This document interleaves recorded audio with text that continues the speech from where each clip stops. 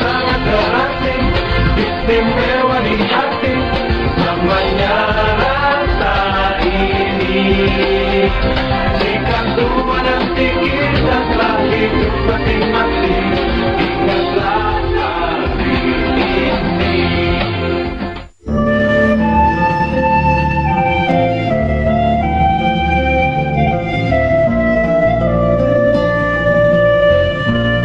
Kabar duka datang dari dunia entertainment dalam negeri di awal 2017 ini.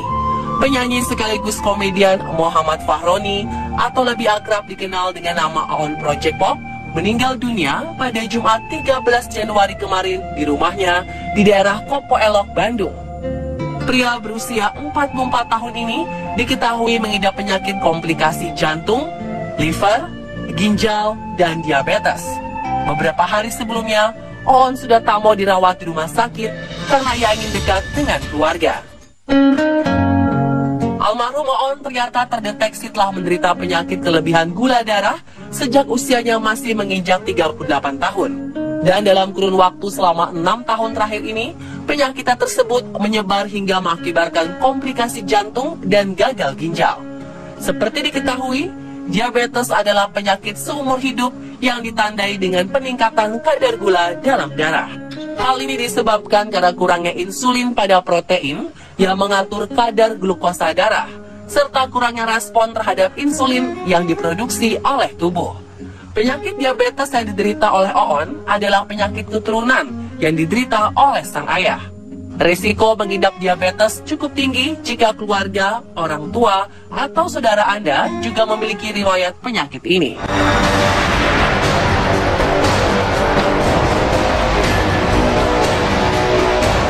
Saat ini penyakit diabetes tak hanya rentan bagi orang yang mempunyai sejarah diabetes di keluarganya saja, melainkan bisa terjadi karena faktor lain, seperti kegemukan, malas olahraga, dan makanan tidak sehat dapat meningkatkan risiko penyakit ini. Memang dahulu kasus diabetes mellitus cenderung ditemukan pada kelompok usia 40 tahun ke atas. Namun kini, penyakit erat kaitannya dengan pola hidup tak seimbang ini mulai ditemukan pada kelompok usia yang jauh lebih muda, bahkan anak kecil. Memiliki tubuh yang gemuk atau berat badan berlebih sejak masih kecil juga dapat memperbesar risiko penyakit ini. Terkadang orang tua merasa santai saja membiarkan anaknya gemar mengkonsumsi makanan mengandung gula dan berbagai jenis makanan kemasan yang berpengawet. Padahal jika tidak dibatasi, apalagi jika aktivitas fisiknya kurang, anak kecil juga bisa berpotensi mengalami diabetes. Mirisnya, meski jumlah kasus penyakit diabetes diperkirakan meningkat, sebagian besar penderitanya tidak menyadari bahwa mereka mengidap diabetes. Hal ini disebabkan penyakit ini umumnya tidak menunjukkan gejala yang signifikan.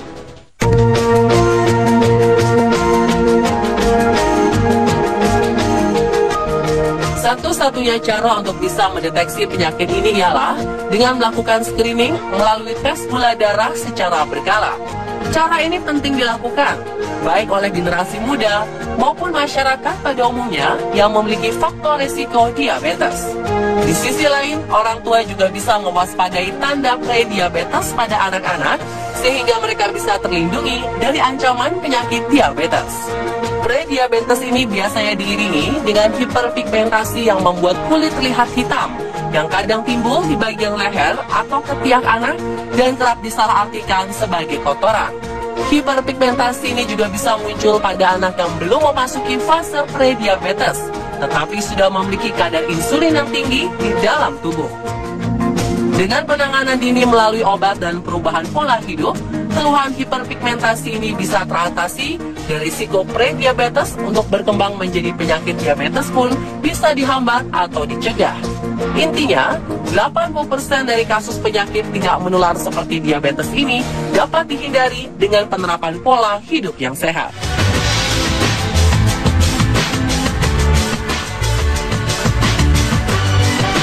Pemirsa, tahukah Anda sebenarnya ada cara sederhana yang bisa dilakukan untuk mencegah diabetes melalui perubahan kebiasaan buruk?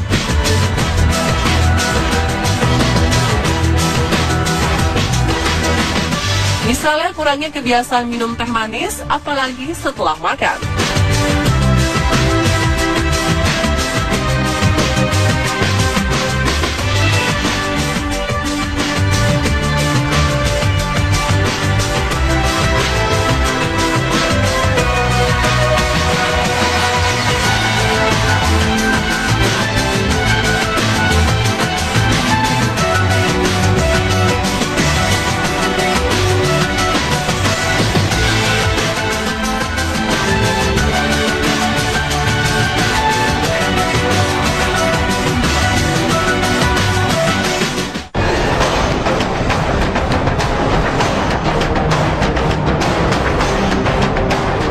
Dan pemirsa, tak hanya penyakit diabetes saja yang sudah mengintai generasi muda. Beberapa penyakit lain yang mengintai generasi muda diantaranya adalah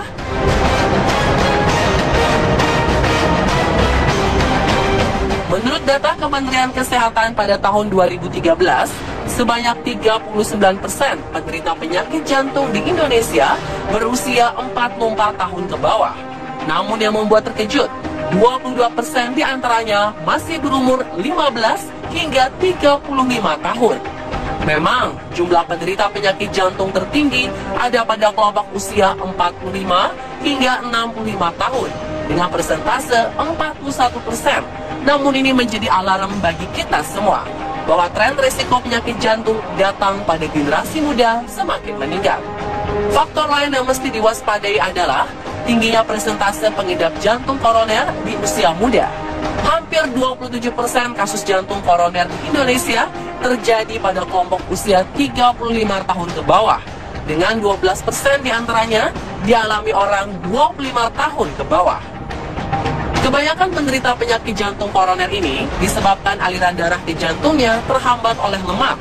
Penimbunan lemak di dalam arteri jantung ini dikenal dengan istilah aterosklerosis dan merupakan penyebab utama penyakit jantung koroner.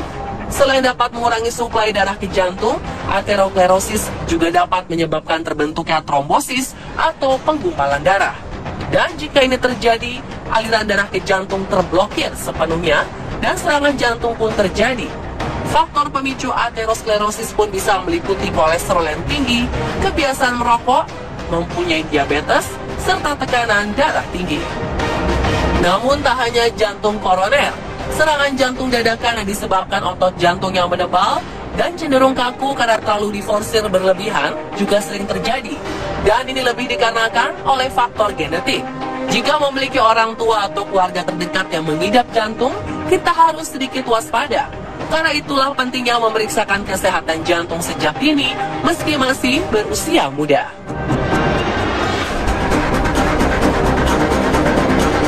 Berikutnya, kanker paru-paru. Penyakit ini ditandai oleh adanya sel yang tumbuh dan menyebar secara tidak wajar di organ paru-paru. Dan hal ini dapat menyebabkan penyebaran sel keluar organ paru-paru apabila tidak diobati. Yang perlu diketahui, kanker paru-paru ini pemicu terbesarnya adalah rokok. Tapi bukan berarti orang yang tidak merokok tidak bisa memiliki penyakit ini. Karena dari pola makan dan gaya hidup tidak sehat pun dapat menyebabkan kanker paru-paru.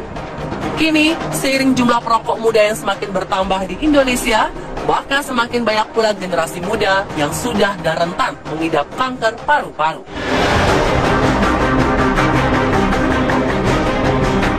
Saat ini, perilaku konsumtif dan instan para anak muda dan remaja membuat penyebaran penyakit stroke ini tidak hanya diderita oleh mereka yang telah berusia lanjut, tapi juga di kalangan generasi muda.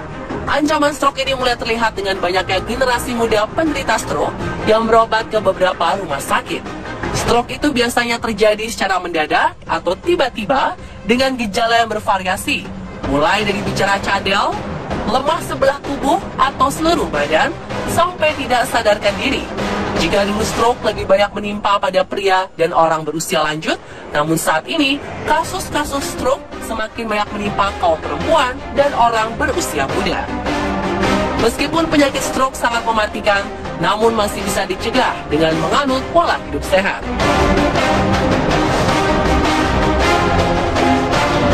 Dan pemirsa, itulah penyakit-penyakit yang kini mengintai generasi muda.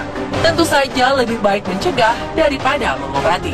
Jika tidak ingin mengalami berbagai penyakit ini di usia muda, mulailah rajin berolahraga dan melakukan pola makan yang sehat dan seimbang.